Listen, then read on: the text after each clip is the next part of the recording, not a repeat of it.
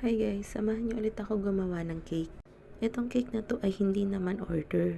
Ireregalo siya ng mother ko dun sa anak ng kapitbahay namin na magde-debut. Yung size ng cake na to is 8 by 6.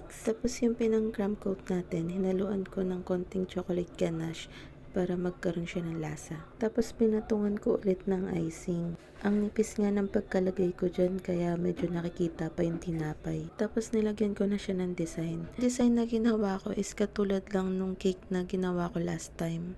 Pero eto, kulay pink lang yung kulay niya kasi nag-base lang ako dun sa invitation na pinakita sa akin ni mama. Late na nga din kasi sinabi ni mama na eto yung gusto niyang ipangregalo dun sa my birthday. Hindi tuloy ako nakapagpa-print ng toppers para dun sa cake. Kaya napakasimple lang talaga ng design netong cake na to.